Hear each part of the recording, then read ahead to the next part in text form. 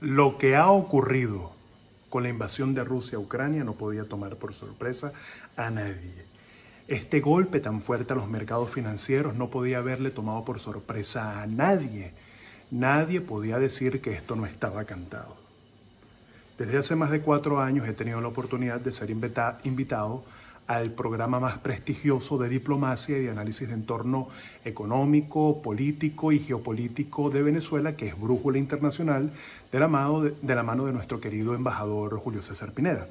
Desde el 2018-2019 ya yo venía anunciando la creación o la conformación de una Segunda Guerra Fría, pero con otro protagonista. Recuerden que la Primera Guerra Fría acaecía luego de la invasión, fíjense, cuando toma Rusia por el lado este y Estados Unidos junto con los aliados el lado oeste de lo que era la capital alemana, Berlín, de mano del partido de Hitler, de Adolf Hitler, el SS Reich, cuando invaden, es decir, cuando contraatacan a la invasión que había hecho Hitler, bueno, tan sencillamente se crean dos Alemanias, la República Alemania de Alemania Occidental y la Federal, la Occidental, ¿no? Desde allí se crea la Primera Guerra Fría teniendo como dos protagonistas a la Unión Soviética extinta por allá hacia el principio de los años 90 y a los Estados Unidos. Hoy día, desde hace muchísimos años para acá, sobre todo con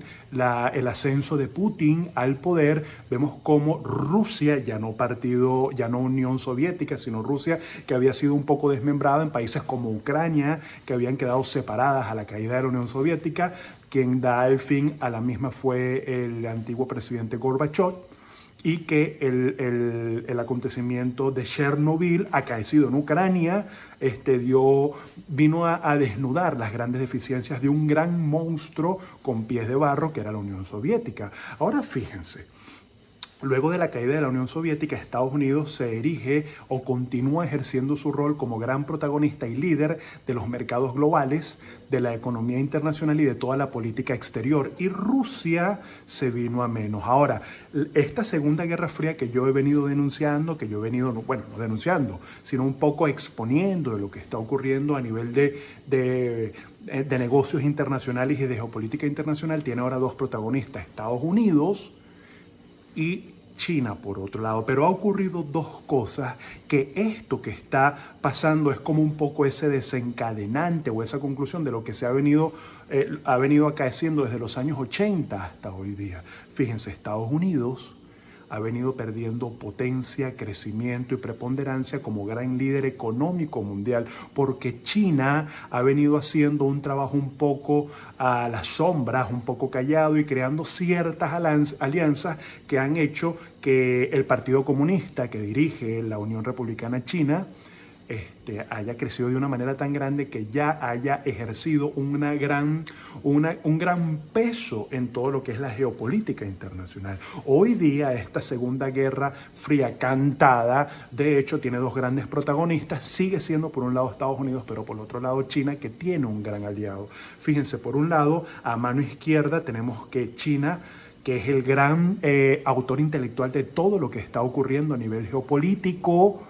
Tiene a Rusia por un lado, con un Putin que quiere devolver los años de gloria de la Unión Soviética, quiere retomar todos esos países que fueron desmembrándose luego de la caída, de la desaparición de la Unión Soviética. Ahora quiere ejercer o tratar de que Rusia ocupe un lugar hegemónico a nivel internacional, teniendo como gran primer eje de acción que le dice a Occidente: no me interesa lo que tú vayas a hacer, aquí yo soy muy poderoso porque tengo el aliado más grande del mundo, que es China. Bueno, con esta acción que acaba de hacer, terrible y lamentable, que acaba de hacer contra el pueblo ucraniano. China tiene dos grandes aliados. El primero de ellos es Rusia y el segundo de ellos es un bloque de integración en donde ha venido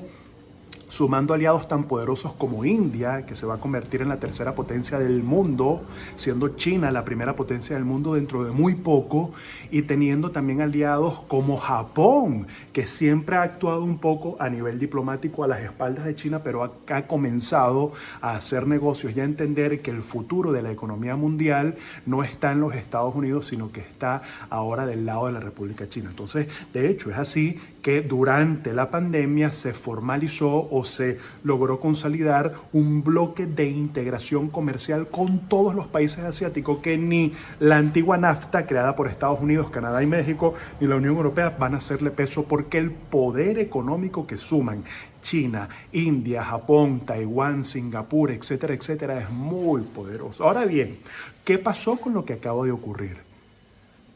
A Rusia no le interesan las sanciones norteamericanas y de la Unión Europea, porque tiene un gran aliado que es un monstruo, que es China, el gran consumidor de materia prima, el gran exportador también de las mismas, el primer cliente que tienen los países árabes en consumo de petróleo, y que es un país que, fíjense lo que ocurrió el año pasado, un lamentable hecho de la administración de Joe Biden que propició mucho de lo que está ocurriendo ahorita.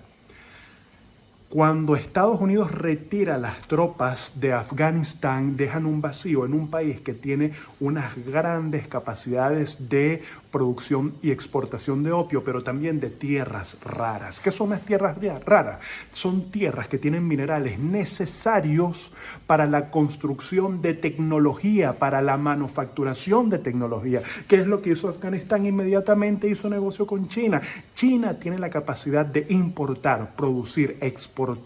como ningún otro monstruo en la humanidad lo había hecho en la antigüedad o años atrás, ni siquiera los Estados Unidos, que sigue siendo un gran productor y un gran exportador. Pero el eje hegemónico que está ejerciendo China, y ahora si sumamos que tiene en Latinoamérica grandes focos de alianzas, como el caso de Venezuela, una capacidad de moverse estratégicamente que lo ha venido haciendo en los últimos 30 años, de manera de que esta nueva fría es entre Estados Unidos y China, teniendo China un brazo ejecutor para cierta parte y cantidad de sus proyectos, que es Rusia, de la mano del señor Vladimir Putin, ¿no? Eso es muy importante entenderlo. Los mercados financieros van a resentirse hasta esto. Sí, se van a resentir, pero van a dar lugar a mercados subterfugios que nosotros podemos aprovechar. Las criptomonedas van a seguir siendo poderosas. Tanto es así que todo ese movimiento de prohibir las cripto de parte de China y de Rusia y de ellos ejercer o crear sus propias criptomonedas forma parte de este plan. Lo que ocurrió con la invasión de Rusia a China no fue más que un movimiento de demostrarle a Occidente, de parte del bloque oriental, del gran bloque liderado por China, algo así como que no me interesan tus sanciones, no me interesa lo que tú hagas, porque de esta parte del mundo yo controlo más que tú y puedo tener clientes y puedo proveer mercancías y materias primas de la misma manera, de una manera que tú no lo puedes hacer. Fue demostrar, sacarle los colmillos a tu gran enemigo, y los Estados Unidos y la Unión Europea han tenido una actitud pasiva, terrible, lamentable, de solamente ejercer sanciones económicas cuando esta gente ya tiene un bloque económico muy superior al que tú manejas o al que tú lideras. Entonces, fíjense, ¿qué pasa? Voy a hablarles de las criptomonedas y voy a hablarles del oro. ¿Qué pasa con las criptomonedas? Las criptomonedas están ahí un poco como tratando de, por ejemplo, tratando de no seguir cayendo en la depreciación del precio. Ahora vuelve a estar entre el renglón o el rango de precio entre los 39, 42, 43 mil dólares, pero lo importante no es eso, sino que ahora Rusia y los países que vengan a ser sancionados por Estados Unidos y la Unión Europea y el sistema financiero tradicional, ¿qué van a hacer? Se van a trasladar al entorno cripto, no importa si a las criptos que conocemos o a las mismas criptomonedas o monedas digitales creadas por China y por Rusia, pero va a ser una manera, como son mercados no regulados, de saltarse las sanciones financieras. Eso le va a dar de una u otra manera poder al mercado de las cryptocurrency, le va a dar mucho poder al blockchain, porque en definitiva se va a seguir utilizando el mercado cripto como un mercado para evadir o para tratar de saltar esas regulaciones tan fuertes que van a venir de países que controlan los entornos financieros tradicionales, como siguen siendo Estados Unidos y países como muchos de los países de la Unión Europea. Eso por un lado. Por otro lado, fíjense esto que es tan importante: si Rusia llega a lanzar su criptomoneda respaldada en oro, la economía de Rusia es más pequeña que la española. La economía americana es 21 veces la economía rusa, pero la economía china no. Aliada la economía china con la economía rusa como un solo bloque es poderoso. Si ambos países, Rusia y China, sacan sus propias criptomonedas, pero sobre todo Rusia, ellos han aumentado su reserva en oro, son uno de los países que mayor cantidad de oro tienen en sus reservas internacionales, en tanto que han disminuido su participación o su tenencia en reservas en dólares. Este gran movimiento de la guerra Rusia contra Ucrania, que no es más que la guerra del bloque oriental contra el bloque occidental, lo que viene a darle es una estocada casi mortal al dólar, porque le va a dar una preponderancia muy grande al oro, dentro del cual ya sabemos que Rusia y China tienen gran cantidad en su reserva. El oro no va a desaparecer, es un activo de preservación patrimonial tangible. Y por otro lado, va a crearse una nueva dimensión de las criptomonedas, ahora sí criptomonedas reguladas, pero sobre todo respaldadas ¿en qué? En el patrón oro. Hay como una especie de retroceso, y este acontecimiento va a ser el primer impacto de desglobalización de la humanidad. Todo lo que acaba de ocurrir con la guerra de Rusia a Ucrania, todo lo que viene ocurriendo con la locura que hizo la Reserva Federal con su flexibilización cuantitativa de bajar los tipos de interés, inyectar locamente a los mercados, que inflaron a los mercados y que llenaron de inflación a los Estados Unidos, va a hacer que el eje de la transferencia de poder,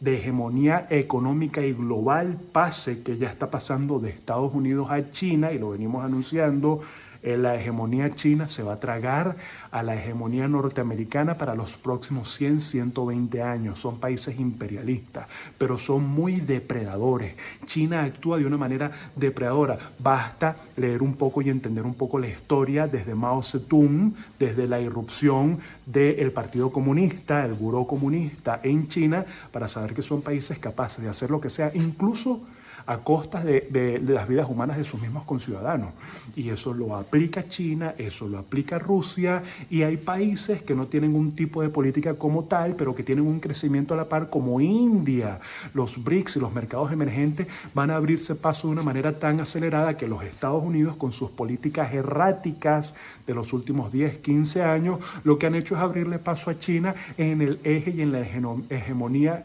global, y que va a traer por primera vez el primer paso y la primera ruptura de la globalización. Estamos ante la presencia de la desglobalización, en donde ya ese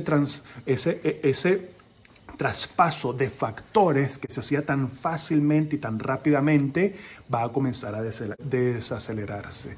Otra cosa, las cadenas globales de valores van a perder fuerza y van a comenzar a ver por primera vez que no va a ser tan fácil trasladar materias primas de un lugar a otro, y que haciendo la última manufacturación, por ejemplo, fíjense que es una cadena global de valores. Bueno, yo traigo la tela de Perú, traigo los botones de Panamá, traigo la tinta de China, traigo de la India el estampado y confecciono todo en los Estados Unidos. Y en el último lugar, la gran discusión de la transferencia de precios, en el último lugar de la cadena global de valores, quién debería de declarar en sí impuestos, los aranceles por la importación o por la actividad económica, es el último país donde se confecciona todo. Ya eso va a comenzar a tener un impacto y una desaceleración. ¿Por qué? Porque ya no va a ser tan fácil ese movimiento comercial, porque siempre las ideologías políticas afectan de manera directa a la manera en cómo se realizan los negocios, y sobre todo los negocios que se vienen realizando en la época globalizada. Solamente la OTAN, que es un poco como ese ejército conformado por muchos de los países de la Unión Europea, que ustedes saben que la Unión Europea y la zona euro no tiene un ejército como tal, sino que uno de esos brazos ejecutores es la OTAN. Bueno, va a estar ante la misma disyuntiva que vivió cuando la guerra de los Balcanes, cuando se vivió exactamente lo mismo que estamos viendo ahorita. Yo veo las escenas de los bombardeos de misiles y proyectiles a edificios, casas. Hoy vi un video lamentable de un tanque arrollando un carro civil en Ucrania, pero por favor, ya la humanidad, ¿hasta cuándo vamos a seguir viviendo esto después de haber visto y presenciado, por ejemplo, fíjense, actos tan terribles como la Segunda Guerra Mundial, como lo que vivió Armenia, como lo que vivieron muchos países de Oriente Medio, como lo que vivió Israel, como lo que han vivido países como Siria también, ahora la guerra de los Balcanes y ahora más reciente esta invasión. Es inaudito que esto ocurra a las puertas del siglo XXI, pero es lo que ha traído, lo que trajo la pandemia, lo que trajo ese cambio global, lo que anunciaba Ray Dalio, el cambio de la humanidad, y que los protagonistas van a seguir siendo lo mismo, pero va a haber una transferencia de poder del bloque occidental a la cabeza de Estados Unidos y Unión Europea hacia el bloque oriental, teniendo a la cabeza como gran líder el Partido Republicano Chino, China, Rusia y ese cúmulo de aliados comerciales que ya se crearon, en donde ya Japón trabaja incluso a la par y siendo un gran protagonista de este bloque de integración, sin contar con Singapur, con Vietnam, países que son economías emergentes que ejercen un gran poderío dentro del comercio internacional. Chicos, gracias por estar aquí, los quiero muchísimo, era un poco para hacer un aporte. Ante esta circunstancia les quiero dejar un consejo: tengan cash, tengan dinero. Si tienes posiciones para largo plazo y las hiciste basado en value investing, determinando la valoración intrínseca de los activos, aguanta. Que estas corporaciones se rigen mucho por sus estados financieros, sus activos y sus ratios de solvencia, de liquidez y de rentabilidad, y son las grandes empresas que tienen una correcta valoración, las que has incorporado a tu portafolio, las que van a afrontar los vaivenes del corto plazo. Si no tienes posiciones o estás especulando, trata de tener algo de efectivo, porque luego del asunto de la invasión de Rusia a Ucrania, los mercados van a seguir marcando, luego de esa corrección, una tendencia alcista en cualquier momento del año. Recuerden que la Reserva Federal tiene que anunciar la subida de interés y que iba a ser muchísimo más agresiva ahora para el mes de marzo. Por lo tanto, ten algo de dinero para aprovechar las oportunidades, porque la caída y la corrección va a ser fuerte. Y si eres un trader y estás especulando, bueno, puedes hacerlo con el mercado de oro, puedes hacerlo con los índices de mercado, puedes ver el gas natural que ha dado unas buenas tendencias, asimismo como otro tipo de commodities y las mismas cestas de petróleo, pero tengan mucho cuidado, porque hay una gran cantidad de puts, sobre todo de índices como el S&P, que se están abriendo masivamente porque mucha gente va a querer participar de esta caída de los mercados financieros. Cuando se venzan esos contratos puts, y eso va a ser a lo largo de todo este mes de marzo, ya después se va a liberar una presión bajista que va a tener una tendencia hermosa, que puede ser aprovechado para que compres contratos call de los mismos índices, o que puedas seguir incorporando a tu portafolio acciones de empresas para largo plazo, pero ya comprándolas a un buen descuento. Ten cash, sigue invirtiendo en tus criptomonedas, aguanta las caídas en todos tus portafolios y vigila el mercado de opciones financieras y el mercado de materias primas, porque van a venir a presentar caídas y buenas oportunidades para poder sacar dinero con esta corrección de mercado. Gracias por estar aquí, se les quiere muchísimo. Nacho Trader.